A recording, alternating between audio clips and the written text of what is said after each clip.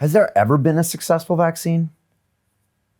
We don't have data to suggest that. I mean, obviously there have been thousands of scientific studies saying, hey, here's success in a vaccine. But if you look at the history of mankind, we didn't see changes in measles, mumps, rubella, and all of these other conditions that you think we're vaccinating against until we changed the terrain and we stopped, malnutrition, and we stopped, contaminated fecal water system contamination.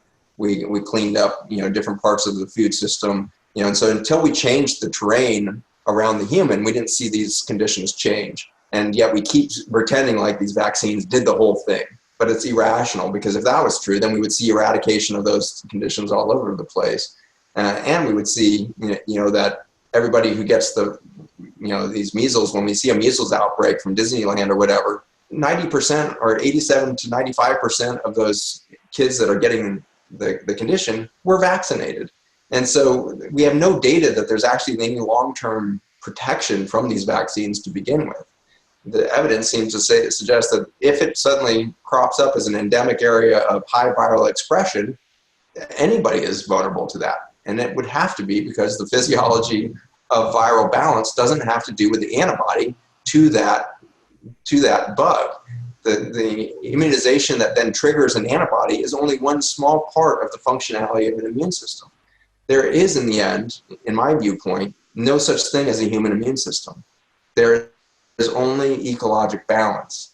If we come into ecologic balance with the planet, then we are resilient and we show no signs of infection, bacterial, viral, or otherwise.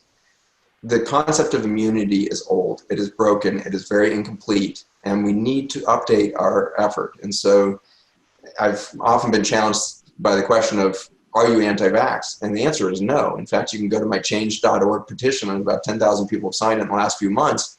But the change.org petition is for us to put together an international committee for childhood health and vaccination, with a scientific committee to rethink vaccines within the context of our understanding now that children need microbiome within them and they need diversity. So what is the future of vaccination? Maybe there is a future to vaccines that is very successful, but it's going to look much, much different than our current belief system about vaccines, because the microbiome is not against us. The virome is not against us.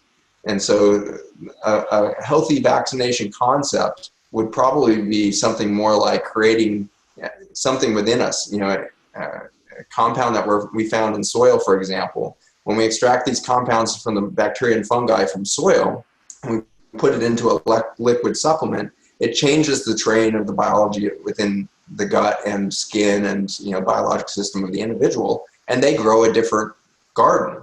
And so their diseases start to modify and change, not because the supplement is doing anything, but because it put back a communication network from the bacteria and fungi that then informs the human system as to which environment it's challenged with, and it will respond with its innate capacity for repair, healing, and regeneration. And so that liquid supplement line that we've been working with the last 8 years in both humans and animals, we have it in large-scale trials in Canada right now, for example, in poultry in cattle, getting ready for our poultry and swine studies, to show that if you change the terrain through communication, the animals become resilient and don't need the antibiotic exposure to begin with. And that's the kind of methodology that we need to start to adapt. A vaccine of the future is not going to be something that induces immune response. It's going to be something that integrates us back into our natural eco balance. And so we need to probably lose the word vaccine and start to understand immunity as a childhood immunity is its balance with a diverse ecosystem, which of course will change our public policy around public school food, hospital food, food within our prison systems, food on our reservations for our First Nation peoples. We need to fundamentally understand child immunity not as a warfare against nature, but as something dependent upon that nature. And when we change that mentality, we will stop arguing over should we have vaccines or not, and we'll realize that's an old story. The whole argument is outdated. You shouldn't be anti-vax and you shouldn't be pro-vax. You should be you should be pro-immune system. And to be pro-immune system, you have to be pro-ecology. You have to envision an Earth where our children are integrated into a natural food system in utero, where the mothers are so nurtured. If we rushed in, as some nations do in Northern Europe there, you have countries that will, as soon as somebody gets pregnant, start to subsidize their food so that they're eating more and more healthy food and make sure that woman is nurtured.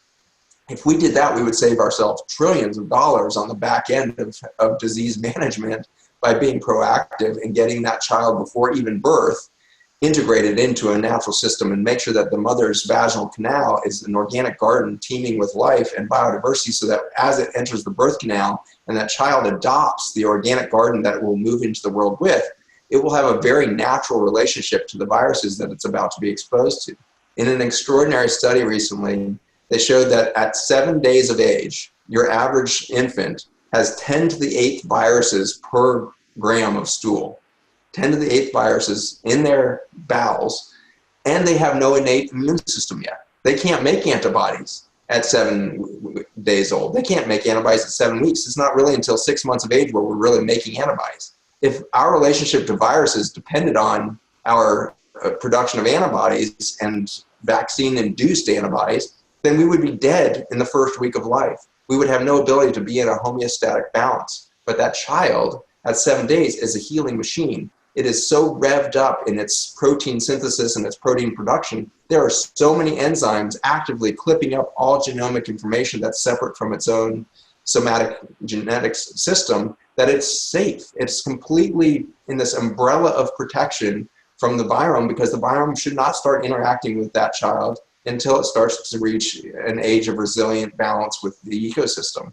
And so it needs to move from mom's vaginal flora type ecosystem on its body to an ecosystem of air that's now breathed in for months, and food that now introduces new microbiome and bacterial diversification. And now between 6 months when that child starts to eat and 18 months, that child starts to have a real immune system that is an expression of balance with its ecosystem. And so with that knowledge, I would ask any of you listening to say, do we have the right argument about pro or anti-vax? And I would say no. I think, in fact, the position of anti-vax is just as limiting as a pro-vaccine belief system. And so I would ask all of us to rise above this argument. It is old. It is not scientifically based anymore. We need to move beyond it, and we don't have time to wait. It turns out that if we don't change the chronic disease epidemic pattern and the rate of infertility, we will go extinct in the next 60 to 80 years. We will reach a tipping point in the next 8 years where that becomes an inevitable future. We don't have 30 years to wait for this paradigm shift to happen. And so I thank you, everybody at London Real. I know how much effort must be going into this to make the safe platform, to create freedom of speech here. Thank you. We need these channels to offer not a whistleblower soundtrack, not a crisis and more paranoia.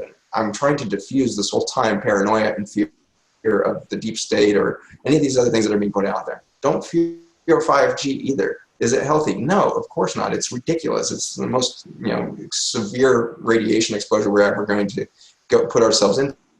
Will there be disease that will emerge from that? Yes, there already is. Like cell phones are listed as a carcinogen by the WHO for decades now. So we know these cell phones are terrible for our health. And yet human behavior needs this level. And I hope that we see on the future a technology that is based within the fiber optic network of the mycelium of our soil systems that recover, rather than through radiation of the air.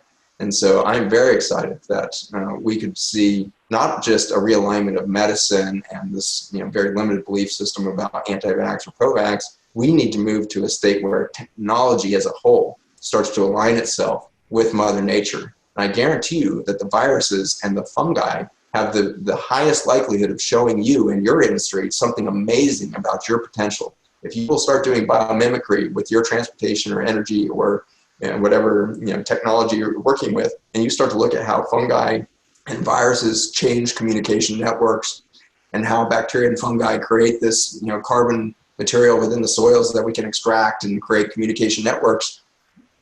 In our laboratory, every day I get to see communication reinstated in cell systems that are far more complex than cities. And so I guarantee you that for your city and municipality, nature has a template for communication. And if we imagine a world like that, where we start to realign, and then we give our children right now the freedom to start to think creatively, which means we need to reduce their stress level enough to allow their creative part of their brain to turn on.